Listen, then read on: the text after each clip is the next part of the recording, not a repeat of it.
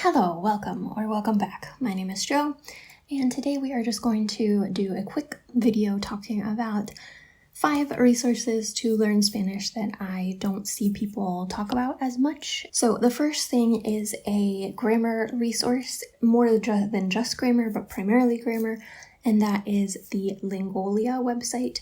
This is confusing. There are lots of different, there's lingolia, lingua, all kinds of different related names, but this one specifically has tons of articles, just really thorough explanations of a whole bunch of different grammar topics. It is paid if you want to have access to all of the exercises. They have really, really extensive grammar drills essentially, but all of the articles are free and they are available in English and Spanish, and also I think French and German. So usually I would prefer to use the Spanish site, but if you are a little bit more beginner or you're not understanding something, then you can also read it in English to get a more understandable explanation. There is also a free exercise of the day. It's not a free exercise of the day, I guess. I'm not sure exactly how it works, but at least the way they present it, you get a random exercise for free. So if you don't want to pay for all of the exercises, then you can just click on that and it will spit one out for you totally at random. I find them really useful little tidbits, and the articles have definitely really helped me with understanding a lot more tricky grammar things. The next one is a reading resource, and that is Vikidia, and this is a kids version of Wikipedia or for learners. And so it's not as extensive as Wikipedia. They are still trying to add in more articles and everything, but there are quite a lot of articles on here and they are significantly shorter and more simple than the ones on Wikipedia. So you can have it give you a random article again, which would be a great exercise for a daily reading exercise. Or you can look up something that you have encountered elsewhere that you want to read more about, like ancient Rome or something. And of course, from there, you can always branch out and read other things, or maybe progress on to reading some of the full Wikipedia article in Spanish if you want to kind of have a stepping stone up to that. Really like this site, and I should definitely contribute to the English one as a, pay it forward to the community kind of thing. The next one is definitely the thing that I hear talked about the most of these 5, but I still find it radically underestimated,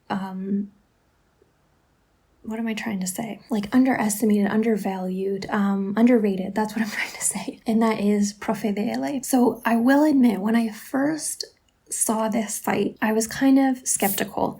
And the first activity that I clicked on, I was still skeptical because it's a very bright, colorful, cartoony, and I was like, I don't know about this. Not that I take myself that seriously, it's just that a lot of times activities for language learning are kind of more time wasting than anything else. And some of their activities do get a little bit into that. They might be fun and worth doing just because they are fun and engaging, but a few of them are not particularly useful as far as the actual language learning, in my opinion. But the vast majority of them are, and you can always skip an activity that you don't necessarily find helpful.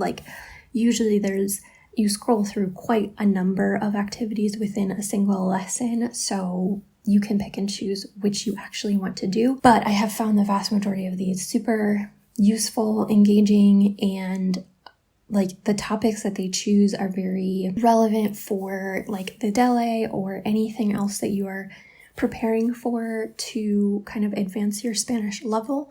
So they have lessons from very, very beginner Spanish to quite advanced Spanish, and they are all completely free to use. There are additional materials for purchase that a teacher might want, but for a student, there's really no reason why you can't just use it online without ever paying anything. And I just find this so super underrated for how useful it is.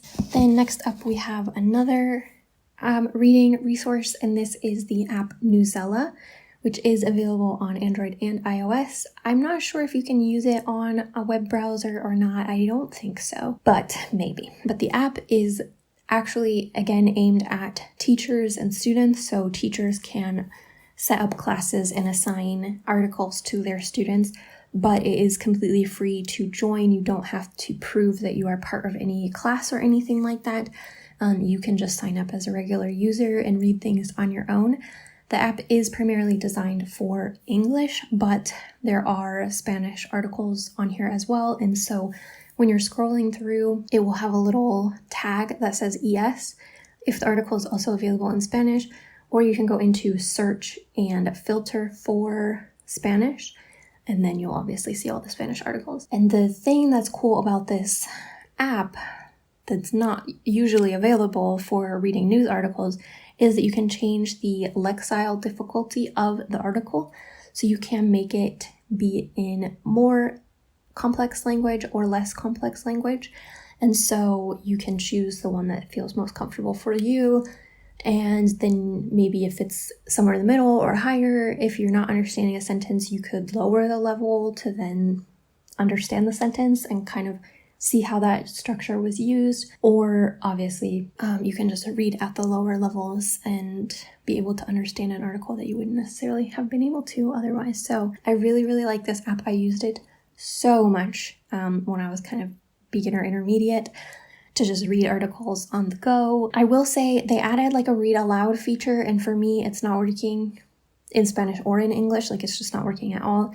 So I'm not sure if that's just a bug on my app or if it's just not working yet, but I'm not sure whether that's going to be like an automated voice. I assume it's going to be, but yeah, so that might be coming in the future, but don't get too excited that you see it on here now, because at least for me, it's not currently working. Then finally, this is our only maybe not free resource. So the resource is the Cervantes Institute Library, which is not free. It is 14 euros per year. So for about €1 a month, less than $2 a month, you can become a member of the Cervantes Institute Library, and then you have access to their online catalog, which has audiobooks, ebooks, magazines, newspapers, all of that kind of stuff. So if you already have access to a public library that has a Spanish catalog, this may not be necessary.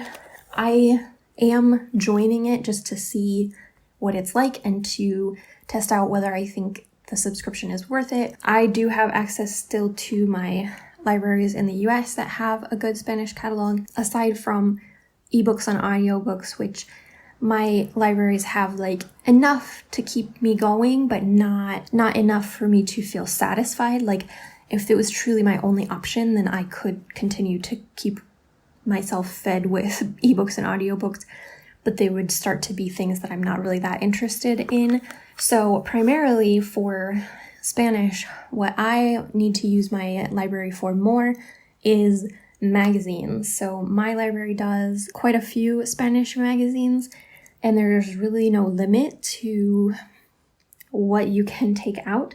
So I just have subscribed to these magazines, and so whenever I open Libby, the current issue of the magazine will be here. This is obviously easier if you have a tablet versus trying to read a magazine page on a phone where you're trying to like zoom in and see it, but on a tablet, it is really, really nice. So this is something that I am making an effort to use a lot more in my studying, because it's such a waste. Like, magazines are so expensive, and so it's such a waste for me to have access to all of those and not be using them.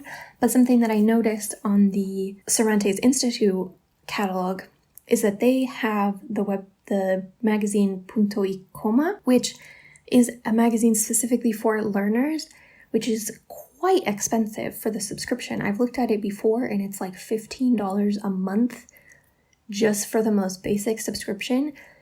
And not to say that it's not worth it, that they're not doing great work, but for many people, that's not going to be a sustainable addition to their routine.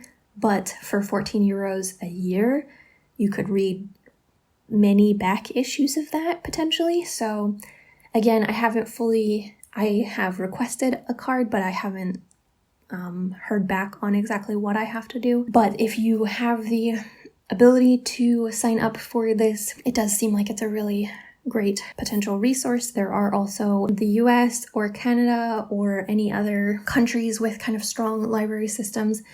There may be an option to sign up as a non-resident and pay a fee annually to use it, similar to the Cervantes Institute. So I know that some people who may live in totally other places, other sides of the world, might be able to pay to use a really good library system. So something to think about, but I will update when I have more opinions on the Cervantes Institute library specifically. But these are the resources that I have here. If you are interested in more resources, primarily entirely free ones, I do have these guides available on my Ko-fi page, completely full of resources, primarily free, open access resources like these and much, much more. So you can check those out, and I will see you in the next video.